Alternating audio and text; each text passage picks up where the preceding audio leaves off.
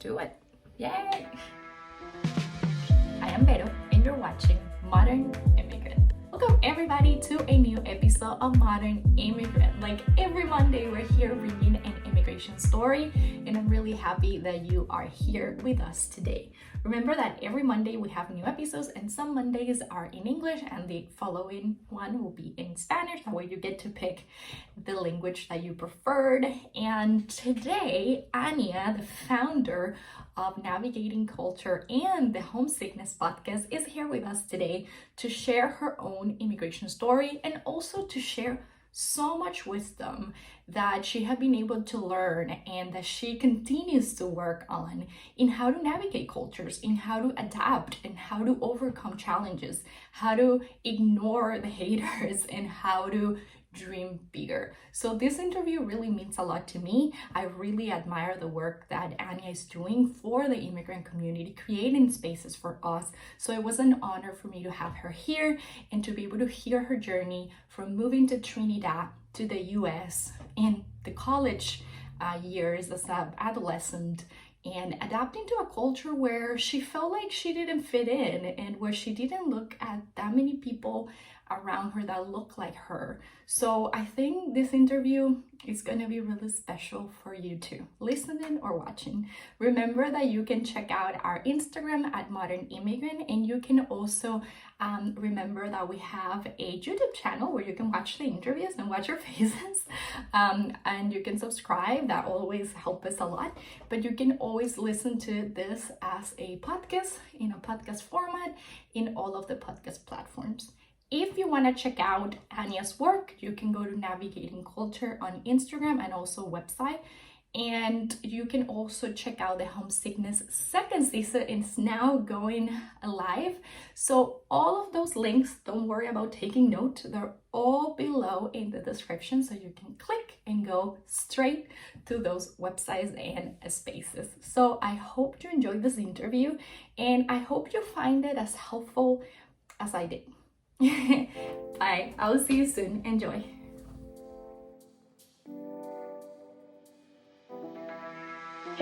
Anya, I'm so excited that you're here with us at Modern Immigrant. Welcome. I'm really excited to have someone that's also doing such an amazing work for the immigrant community. So, hi. Oh my gosh. Well, I'm super excited to be here. Thank you so much, Vero. No, thanks to you. And I seriously have to say, and I think I say this in a lot of my interviews, that I'm glad that the social media, it's kind of connecting us with projects like yours. I feel like sometimes we complain about social media or about Instagram and stuff like that, but sometimes we can use it for this kind of purpose. Yeah, so definitely.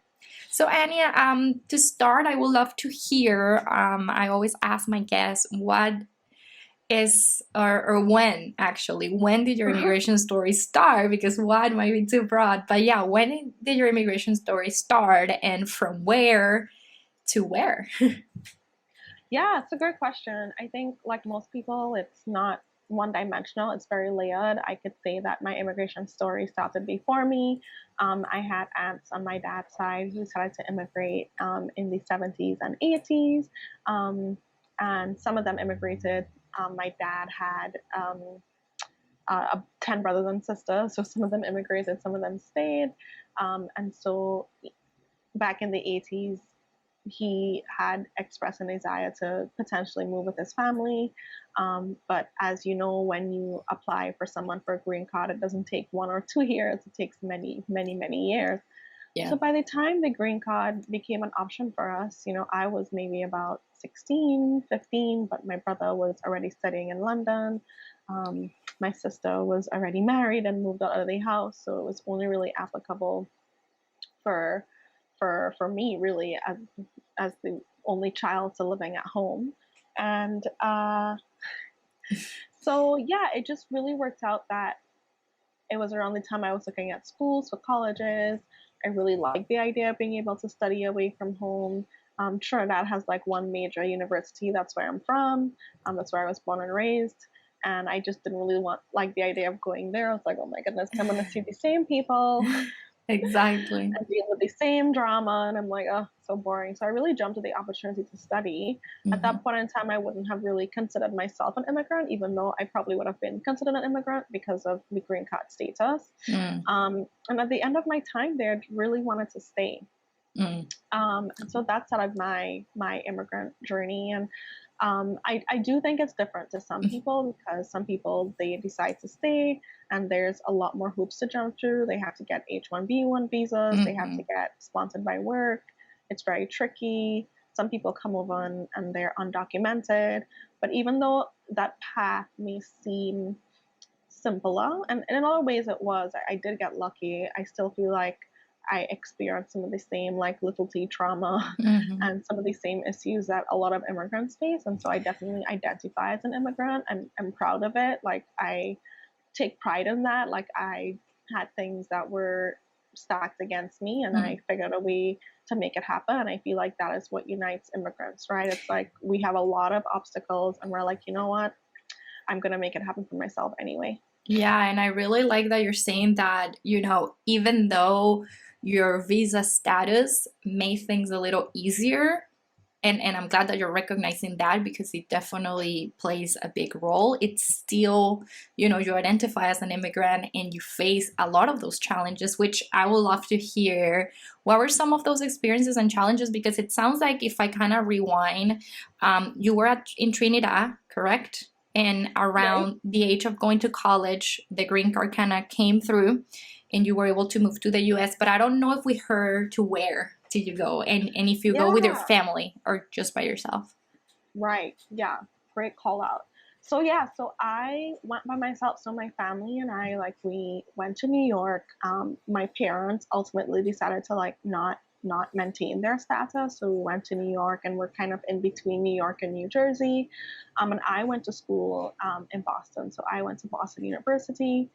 And so I went by myself. Yeah, I went to Boston University. Did not know a soul. Didn't know anybody in Boston. Had never even visited the campus before. I Wow. sort of was like, BU seems cool. Like, let's make it happen. And so the first time I went there was I got dropped off like I think 1 week before school started. I signed up for like a community service Yeah. program, and that was it. My aunt dropped me off. She carried my things up the stairs. She was like, "All right, cool." Bye. She went back into her van, drove all the way back to New Jersey, and I just had to like figure it out. I made my bed, I tried to get my things, and it was interesting, right? It was like I was in this new place, a completely new culture, and I think the cool thing about doing this on video is like people can see that I'm black. So like you go into this place. I went to Boston University. Boston University at any point in time has like maybe 2 to 3% people who are black, like people who consider themselves black. And so definitely like trying to navigate a space where people have assumptions about you, people asking like weird questions. like Even some like what? I want to hear those stories because uh, well, I'm glad that you're mentioning this and bringing this up because I don't think that I truly and I think you agree with me because you also do you explore immigration as well and yeah, not all immigration stories are going to be the same and that's the beauty of interviewing yeah, different immigrants from different backgrounds.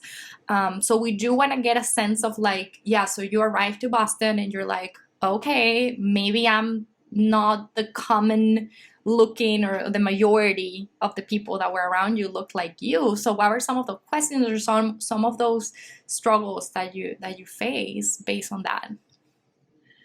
yeah. So I just people just ask like really dumb questions. They were like, "Oh, like what do you live in? Like what types of cars do you have there? Like do you guys have like access to like bathrooms? Like what's the bathroom situation? Like is everything like a tree hut?"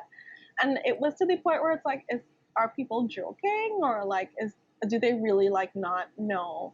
And then there's like the apprehension, right? It's like, oh, like a lot of these people, like believe it or not, like they didn't grow up with much less immigrants or immigrants on the same level as them, right? And a lot of people, they don't have any interactions with people who are black. Like they go to schools where there's probably one or two black people in the entire school, and their friend groups certainly don't have it. So there's a lot of apprehension, and of course, like it's hard to prove things if somebody doesn't say like actual words. But there's a lot of like, you know, like, oh, like who are you? Like where are you from? Oh, like how did you get here? Like, you know, I had people's parents like who just like would just ask me my SAT scores like all of the time. Like, you know, they're like, That's oh, like what kind of student were you? Like, did you get A's? Like, what was your SAT score? Like, what was it like? Like, you know, and I think any immigrant or marginalized person like understands the undertones of questions like that. It's like, I don't feel like you should be here, and I'm trying to figure out like how you can get here. Like, how did you get here? And so it's a lot of trying to navigate that. It's a lot of trying like not to lose, you know, your cool. And I don't mean like getting angry, but like, you can ask people questions when they present you with that type of malintent, and very quickly the veneer of curiosity starts to break down, and you really see their questions for what they are. It's very much like, I don't think you should be here, and so I'm trying to figure out like what about you is is trying to take the place of somebody who I think should be here. So yeah, a lot of it wasn't like incredibly intense. It was more like observing and understanding the sinisterness of it, but it was very much like you have to prove yourself 3 times over for people to even begin to consider you as somebody who should be there. And then when you do that, the contempt and the resentment starts in. I mean, I can tell you, like, there were classes where not only was I the immigrant, but I was the only, like, Black person. So just think about all of those, like, marginalized identities. It's like woman, and then you're Black, and then you're immigrant. And you're not an immigrant from, like, what is considered a first world country. It's a country that people haven't heard about, right? So they have all these obscure questions. And it was really frustrating because, you know, if it was the 60s, maybe I could understand some of the questions, but it was like 2015. Like, Google it, please. It's seriously crazy that right now we have to still have this conversation around questions and around when you were talking to me, I was just thinking on the really microaggressions, right? Those are microaggressions that can really be presented as it's just a question. Oh, it's me being curious, because when I explore this type of concept, and I know you do the same with your platform, Navigating Culture, I love it because when you ask this type of things, even some immigrants will be like, oh no, but that's just, you know, it's just a question, because we also develop that kind of mechanism to be like, sure, everyone's asking me where am I from, everyone's asking me, and yes and no, right? There's a really thin line in okay, what's really behind, what's really beneath the reason that they need to know everything. Because we don't go, at least I don't go out and I start grilling people and asking them questions, people that are from here. I'm not like, about in which state did you grow up and which university you go. I never ask these questions. Like, maybe they come up if we're talking about universities, but it's interesting because it's like, what's the context? I guess context, it's key, right? I think context is key, and I think there's some things that you just know. I think if you've experienced the contempt enough, the energy in the room shifts. And I know that seems like very esoteric and woo-woo, but like, you don't always need like hard evidence. Like, somebody doesn't have to say like, get out of my country for you to understand like the anger and the animosity, right? And so maybe it's not that they like dislike you individually, but you can tell that there's some sort of like anti-immigration, like, why are you here? Like, I feel like you shouldn't be here, and I'm gonna figure out like what it is, you know? So I just feel like for me, I just always felt like I had to be like 5 times as good or will take me seriously. And that can really take a toll, right? Like, that can really be hard on you emotionally. I wonder if there was a way that you discover yourself navigating this. Like, how were you able to move forward, even though you were kind of receiving that constant you know, those behaviors, and then you needed to prove yourself? I wonder if there was something that you were able to figure it out that helped you somehow navigate those things. Yeah, so that's like not a straight cut answer. I think for me, how I survived was like, I was like very single-minded. I was like, I'm gonna do well. I'm gonna graduate with honors. I'm going to get a job right after graduation. I'm going to make it happen. And like, this will be proof. This will be my evidence. So that's it in one way, right? Like I never allowed like a professor ignoring me or not giving me the time of day. I'm like, oh, you have office hours. I will show up at your office hours every single time you have them. Or you're going to like not pick me to like give a presentation or like to say the answer in class. You're not going to give me the internship you're giving to some other person. That's great. I'm going to show up at your office hours every day, and I'm going to make sure that I get the aid that I want, right? I'm not going to say that I deserve, but I'm make sure I get the aid that I want. You're not going to be like, oh, like she didn't try hard enough. I'm like, oh, you ignore me in class. I'm going to show up at your office hours. I'm going to take the max load. I'm going to fight for every internship that I want. I'm going to have that standard for myself. So in that respect, you know, things were good because I did do well in school. In reflection, I can see like I didn't allow myself to explore anything because I was like, I don't have time for that. That is a distraction.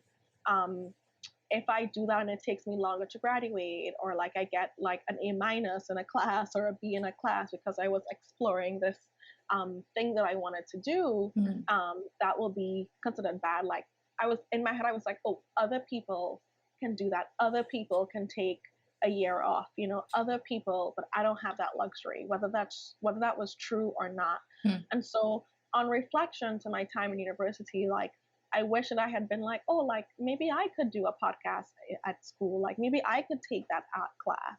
But I was so single-minded. I was so focused. And I think that's a double-edged sword. Like, yeah, I did it. Like I graduated with honors. Like I made it happen for myself. I got a job 2 weeks after graduation.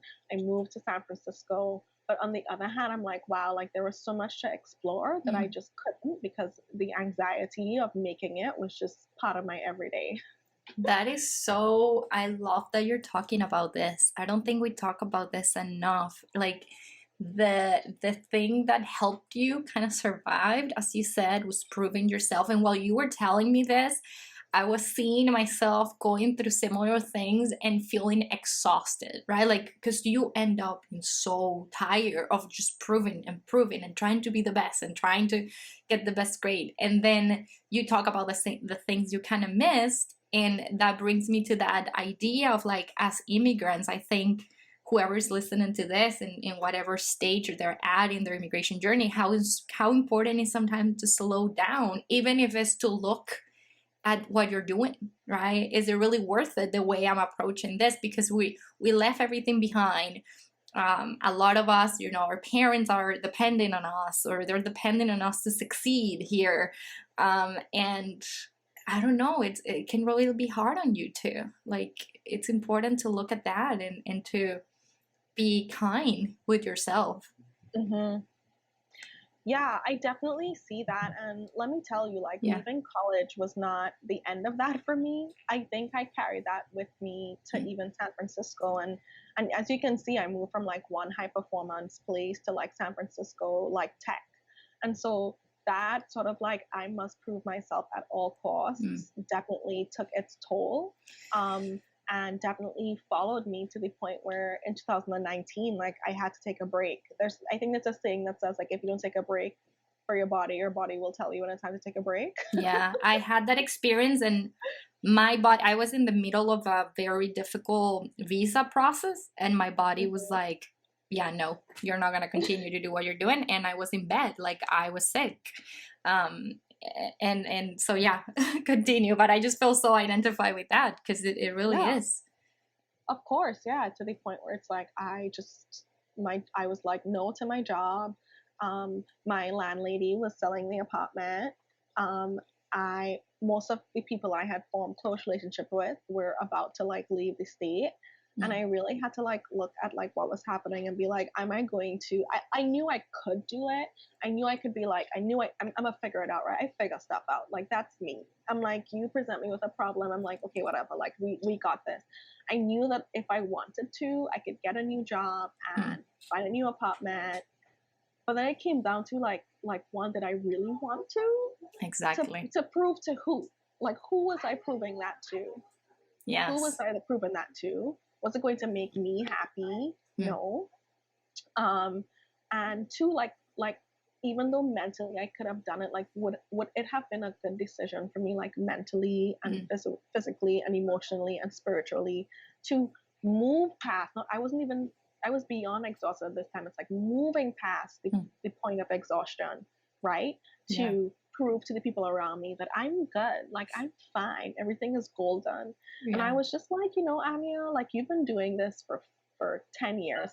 You've been doing this for 10 years. Yeah. It's time to stop. Yeah, I mean, it's so, I was wondering if you can share like some of those, what were some of those signs that you started to notice that either your body or mentally you were getting to the point that you needed a break?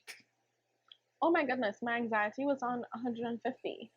My depression was on 150. Like you couldn't tell me anything. Like I was just always on edge. Like it was either I was actively trying to like keep it together, or I would be like, the comebacks were swift. This little thing Comebacks that were just swift, makes you, Yeah. yeah. And like even though like you're doing all the meditation, you're taking all of the medication, and you're still like your anxiety is like peak, And so I mean, like that really was a sign for me that I really needed to like slow down. Like things were not going well. I felt like I would have just disintegrated at that point, to be honest. I was like, if I continue to push myself, the exhaustion, the tiredness, I didn't even want to cook for myself. Like cooking was a chore. Going to the grocery was a chore. Going to pick up like a gallon of water so I could hydrate myself, that to a grocery store that was like down the street was too much, Yeah. So at that time it's like, oh my goodness, like you really need to like take a step back. And like I don't have to be there. I was lucky enough that I could like go home to someone, like some people don't have that option. Yeah. And I really want to like be mindful of that and not be like, this is what you should do if faced with this situation. But I really was like, okay, I have an option. Like me staying here will absolutely be about me trying to prove that I'm good enough. Like I knew that about myself. I was like, how can I make a decision that best serves Anya? And the decision to best serve Anya was to like say bye, sell / give away my stuff, and like go stay with my brother for 4 months and like do nothing. Take that time for yourself. Yeah. And hopefully we can kind of start to learn those things before they get to that point, right? Like I feel we all have to go through that in order to learn what is good for us, in order to learn those like warning signs, like, oh, I'm starting to get mad at everything, maybe I need to slow down, right? Like we really have to get to know ourselves, and sometimes that's the only way, taking like that pause. And I do want to talk to you about a concept that I remember we chatted about this, and it kind of goes back to what we were talking on the kind of like the rejection, how people treated you or how people saw you or were trying to figure it out. And I remember you mentioned this concept of reframing rejection, which to me, it was wonderful to hear it. But I do want to understand it a little better, and I want to hear it from you. What does that mean, and how can we use it as immigrants or anyone facing rejection? Yeah. So I want to take a step back, and I want to talk about the fact that for many, many immigrants, our validation comes from the outside. And it's not on purpose. It's just that when we move, we're trying to fit in. We're trying to assimilate, whether it's on purpose or not. I do think like assimilation isn't necessary for everyone, but I do think to a certain degree you assimilate subconsciously. It's like the food you eat, like what you have access to, even like the way you dress, like some of that stuff you just can't escape from. And so I think a lot of times you want to make it, and so you look at the people who are making it, and they tend to look a certain way, they tend to dress a certain way, they tend to speak a certain way. So you go, I'm here, and these people are here, and like, how do I get to that? Right? And sometimes we mirror, but the only quote unquote real way that we can see that we're making it is for other people to tell us. So a lot of our sense of worth and value and validation comes from external sources, and it comes from a society that isn't really made for us. It comes from a society that says you're not good enough, we don't want you here, we don't like you. So like think about like the psychological woo Mm-hmm. that does on someone. It's like you're trying to get accepted by people who are inherently designed, or I shouldn't say inherently designed, but they are brought up in a way to dislike you. That is like They a have mind been trick. taught. They have been taught Yeah, to not like this different, yeah. whatever it is. Mm-hmm. But you're trying, so they don't like you, and you're trying to get validation from people who, like, honestly, probably no matter what you do, to the point of like disowning yourself, they will not accept you. So think about like what that does for you psychologically. Think about how like traumatic that can be. So I sort of like laid that groundwork. And so I feel like for me, like that was my life. I was like, oh, I need these people to see that I'm competent. They don't have to be my friend, but they're gonna like understand that I am gonna make it. And I think like that also is very dangerous, because you're still seeking their validation. You still want them to see you as good, competent, that you've made it. I think in many ways that's still trying to get acceptance from people who don't really want you around. And so what happens is that any snub you get, anytime they say you're not good enough, anytime you don't get the internship, anytime the professor doesn't bring you into his or her inner circle, anytime the job says no, you're not good enough, you internalize that and make that about you, because your whole life becomes about making it, and making it to a certain subset of people. And I think that comes down to like the job you're trying to get, the friends you're trying to make, the community you're trying to build, where you want to live even, you know? And so I think for me, and I think for so many immigrants, like rejection is about self-worth and value and competence, and it's internalized. And if somebody snubs you and says you haven't made it one day, you know, if you feel like if you said a word incorrectly and someone laughed at you, like you take that home and you ruminate on that forever. Like you make that like your thing to do. And so for me, like when I moved to San Francisco, I did realize that it was just such a not a great way for me to be. It wasn't healthy. Like I looked at how other people were living. They seemed happier. They seemed more light. And so I really did some internal work, and I realized that I could not continue to live life where every time someone snubbed me or said something mean to me, that I would make that about myself. And I realized that when people behave that way, it says more about them than it does about me. And I could like teach myself that. Like if someone's mean to me, I introduce myself to them, I say hi, and they're disrespectful. Does that say that I'm not worthy? No. It's just that they're rude, and they're a rude and crude person. And so I started to like tell myself these stories. Like if, you know, a professor didn't give me an internship or I didn't get a job, I'd be like, okay, does it say that I'm not smart or I'm not good enough? No, it says that maybe that job just wasn't for me. Maybe there's a better job for me. If someone was disrespectful to me in the street, or like made fun of the way I said a word because our accents are different, I'd be like, you know what? It means you're not well traveled. And it means you haven't been anywhere. So like that's a sad life. I've been places, like I've lived in several cities. So like I'm cool and you're not, you know? I And so love I just like started to like tell myself these stories over and over again. And like that's how I reframed rejection. It's like, okay, it's more than a redirection, because I think it can be like, well, like a rejection is a redirection, sure, but it's like you can also make a perceived snub and turn it into something that says something good about you and not something that's bad about you. Does that make sense? That was a long answer. No, I didn't even want to say a word, because I think it was just amazing the fact that what I'm taking, it totally makes sense to me, because I have been feeling that when I get that rejection, I take it so personally, and it really makes me feel bad, and it makes me feel less, and it makes me feel like, because as you're saying, we're working so hard to look like the other that's making it, but we're not them. So whenever we get that little reminder, like, oh, you're maybe trying to do your hardest, but you still pronounce a funny word and people laugh and realize you're not from here. And I'm quoting here. And then you're like, no, you go like down this rabbit hole of like, I'm the worst. Cannot even pronounce this thing. Or just like my experience, that the fact that you're saying that we can relearn, we can switch that, like, we have to do the work. Like, we have to do the work to get the rejection and kind of like redirect it somewhere else. Like, this is not about me. And it takes work, right? Like, I'm sure it's not something that you develop from one day to another, but this is not about me. And something that I have learned is that when people do treat you badly, they are not feeling well with themselves. They really are not. So it's almost like, how sad, right? How sad is that you need to treat someone like that? Like, I wonder what kind of life they're living. And that's it. And just kind of practice that. I think it's wonderful that we're getting that out from this interview, because I'm going to put it in practice. And I want the listeners to do the same.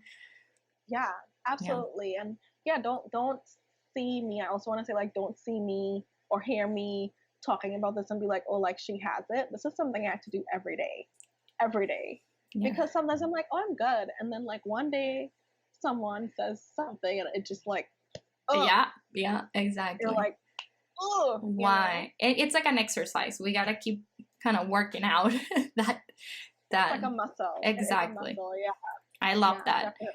Thank you so much for clarifying that and bringing that concept to this space. And this kind of brings me to the amazing community that you have created with Navigating Culture. And I want people to hear what was the inspiration behind it, and when did you start this amazing space? What is it? Yeah,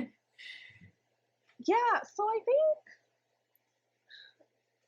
let me start with what it is. So Navigating Culture is a space for immigrants and first-gen immigrants who are struggling to navigate two cultures. And in the community, they learn how to self-validate, remove self-doubt, aka ignore the haters, as I like to say. I love it. And dream bigger. And I think it's come from two folds, right? I think I've always wanted to have my own thing. Like, when I think about when I was a child, like, I always wanted to like start a magazine, write a book, like have a podcast, but I didn't really feel the confidence to do it. And so I put off a lot of things for a long time. Like, I even think about, I have 2 podcasts today, and I think about even like 3 years ago, I wanted to start one and just felt like overwhelmed and had so much imposter syndrome. Whereas I'm so glad that, like, I feel like Anya today is like, oh, I can figure that out. Like, love it. And I'm super proud of myself for that growth, you know? That's beautiful. Oh, thank you. Yeah, because I just want to stop you real quick. Just say that I think it's beautiful that you're saying that, because a lot of people that want to start a project, a podcast, a book, a video, whatever it is, a YouTube channel, they think that the ones that have done it always felt ready and prepared. And it's not like that. Like, even when I launched the YouTube channel for this podcast, I already had a lot of people might see it like, oh yeah, how easy she did it. And no, I questioned myself so much. I doubted. I thought I was not going to have anyone viewing the video. And when I have really low views, I'm like, see, I shouldn't have done it. So you're constantly kind of going through this, but you also get to that point where you say, you know what, it has to get out there. I have to do it. Yeah, absolutely. And I'm glad you said that too, because I think lots of people need to hear that. I think we all are creative beings, and I think a lot of us like want to be able to do that, and the more encouragement we can give to people, like, I'm all here for it. Yeah. To go back to your question, so like, yeah, I've always wanted to create something and didn't really feel like I had the resources, the creativity, the smarts to do it. So that's one. And then I think the second part of me creating Navigating Culture is that I'm just somebody who doesn't want people to go through what I went through. Some people do, right? Like, some people are like, well, no, like, I had a hard time, so you should have a hard time. I remember letting, like, not even like a close friend, but like a random friend from college stay in my really janky apartment for 2 months because I know how hard it was to move to San Francisco and like get an apartment. And I was like, oh no, like I'm gonna talk to my landlord and we'll figure it out. Like I'm like, if I can help somebody like not go through the pain that I went through, like I'm gonna help that person. And I really feel committed to that. You know, I really feel like why should we find joy in other people's suffering? So that is like where navigating culture came up from. It didn't start as that. It started off as how people can survive in new spaces and new places, and how people can create community. And like from that evolved into like, what would I have loved to be a part of or loved to find when I first landed in the States at 19 years old, you know? And so that is like one of the main things. And when you get into like our mission, it's like learn to self-validate, remove, you know, self-doubt, ignore the haters, and dream bigger. I feel a lot of times for immigrants, like people have two options. So like on one hand, this is not bad, it's good to an extent, but like your parents are usually depending on you. If they're immigrants themselves, you know, they like move to the country and like probably work like blue collar jobs and like really, really try to make it. So they want you to like, one, have quote unquote respectable careers and like make steady good income, right? So they're like, you have three options. You can be a doctor, a lawyer, and like maybe an accountant / engineer, but like not really. Like those are like the careers that they want for you. So like I feel like sometimes as immigrants we feel like we have like four options. And then on the other hand, I feel like, you know, some of the anti-immigration sentiment we talked about earlier, like some people aren't used to seeing immigrants outside of certain spaces, outside of blue collar jobs. And nothing's wrong with blue collar jobs. Absolutely, like do what you have to do to like put food on the family for your table. Like every job is important, but some people are just like, well, I'm only used to seeing people who look like you as cooks or maids or gardeners. And like if you try to like come out of that, they're like, they start to like nitpick. They start to like, oh, well, like your English isn't good enough, or like you haven't done enough. Like I feel like, did you do a sport? Like what's your story? Like I feel like your background isn't interesting enough. Like people aren't gonna see like what's cool. You know, they start to like make excuses. So I feel like we have like expectations coming at us from both sides. One, it's because from people who love us, right? And they want what's best for us, but because of their experience, they can't imagine anything bigger for us. And then on the other hand, you have people who like want to keep us in a bucket. Like they want to keep us in a space that they think that we should be in, not that we want to be in. And so like navigating culture, like at its most truest imagination of itself, is like saying like, you can dream bigger for yourself. Like I want to create a space where people feel empowered, where they understand how to self-validate. So they're not trying to like get comforted validation from people who don't like them. They understand people on their journey who are going to be like, you can't do that. And you have to learn how to ignore those people, ignore the haters. And like you are allowed to dream up a life for yourself that's like bigger than other people's expectations for you, whether those expectations are coming from a good place or a bad place. And that's really like what navigating culture is about, and like the community that I'm trying to create. I love it, and I love being part of it and seeing what you do, because and I love the message, right? Like dream bigger and ignore the haters in that piece, because when you're dreaming big or outside of what people thought you were going to be doing, you're going to make them uncomfortable. And by making other people uncomfortable, you like, we're taught to like, you know, make people feel good, right? Like you're not just, you know, you don't come to this world and you're like, I'm going to be making everyone feel uncomfortable. That's not the mission, right? Like you want to show up to a room and have people accepting you and talking to you, and don't be too much, because that's what they teach you to, like don't be too good in something, because don't be bragging, just speak quiet, right? So when you are starting to dream big and you start seeing that people are not kind of like understanding, we might shut down too, right? Like I get that. And I like the word of navigating, because it's that, right? It's okay, I need to really go for it, and I need to find spaces like the one you have, and hear stories and understand that it is a struggle, but we can continue go forward and create the life we want and that we deserve at the end. You got it. You hit the nail on the head. That's what it is. Yeah. Exactly. Did the podcast came before or after the homesickness cure, or was part of navigating culture at the beginning? Yeah, so it was part of it at the beginning. Okay. To be honest, I guess I can say this here. I'm going to be retiring the homesickness cure after season 2. Okay. And I'm going to launch a new podcast that's synonymous with navigating culture. It's going to be called Navigating Culture. And I'm going to be interviewing people who are doing what I talk about, people who are living a life outside of other people's expectations for them, who are immigrants and first gen, because I really feel like that's more aligned. When I first started navigating culture, I really wanted to talk about creating community in new places and new spaces. Yeah. And so I did oftentimes talk with immigrants and first gen or Yeah. people who moved abroad. But then the podcast evolved out of that. And so season 2, which is dropping March 9th, is about immigrants and first gen immigrants and specific themes that we tend to come up with. So like money and scarcity mindset, intercultural relationships, finding a voice, you know, where in a society where people don't expect you to have one or to express it. But as navigating culture like grows and matures, and I really like fine tune the exact message that I'm sharing with the world, I realize that the homesickness cure is a great podcast, but I want to like be even more specific, and so I'm going to focus and niche down even more into talking to immigrants who are dreaming bigger.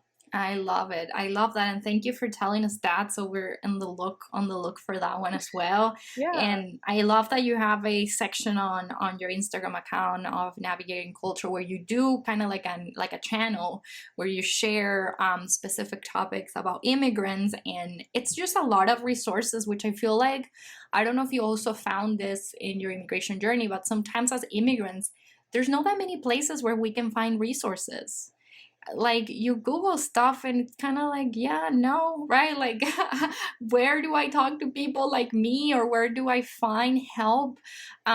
Besides, yeah, you can go to the doctor, and even that is another journey and another experience finding the services.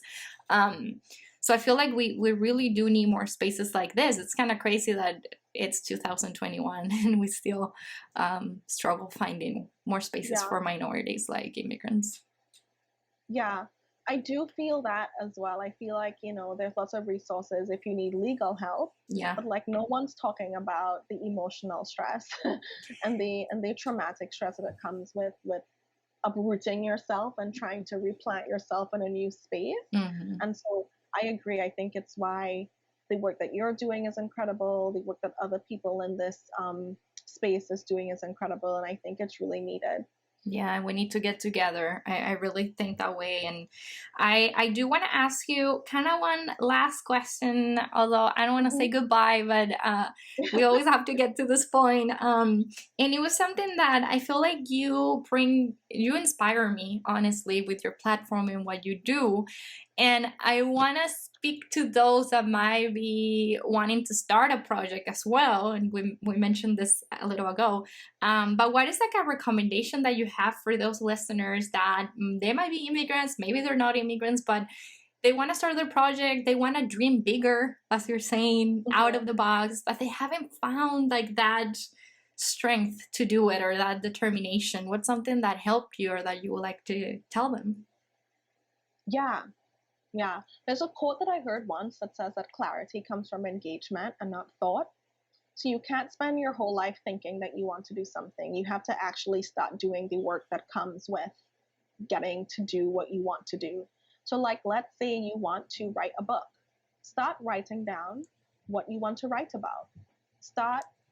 Open up a Word document and be like, okay, I want chapter 1 to be about this. Sketch out the story. I want chapter 2 to be about this. Sketch out that story. And it may not take you 1 week, but slowly you start to like form an idea. And I think the other thing is we live in a society, America is very individual, right? So like there's these messages that like, if you don't do it by yourself, it's not worth it. You didn't do it. But that's not true. We all need help. We as humans are community based. So like once you have an understanding of like where you want to go and don't be alarmed. Like that may change. Like I talked to Vera today, like what I'm doing has changed and that's okay.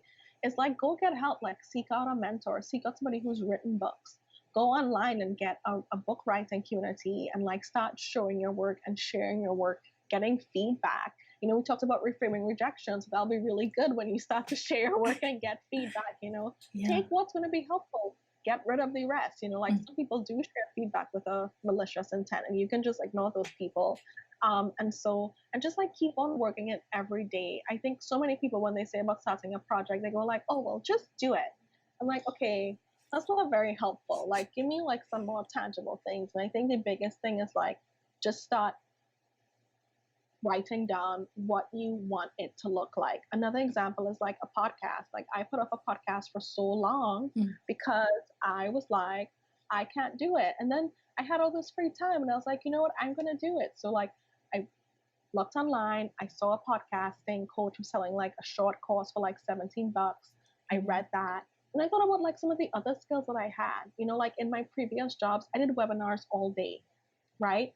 And like I learned how to like cut and shift video and like add pictures. I'm like, well, I can do a podcast, like I can edit, you know? So like think about other skills that you have. Think about who in your life has those skills, that has skills that you want, that you guys can like exchange skills, you know? So it's really like that first step is like, think about what you want, start writing down, start sketching, come back to it every day. And I feel like, I know this is rude, but I really feel that eventually like you start putting out there like what it is you're looking for, your muse finds you. The universe starts to like hack little nuggets and little words of wisdom. So that would be, if I can make it into 3 points, like start by like sketching down what you want, tap into skills that you have, like use your imagination and tap into skills that you already have that you think can work for like what you want to do, or like figure out who in your friend group you can exchange skills with.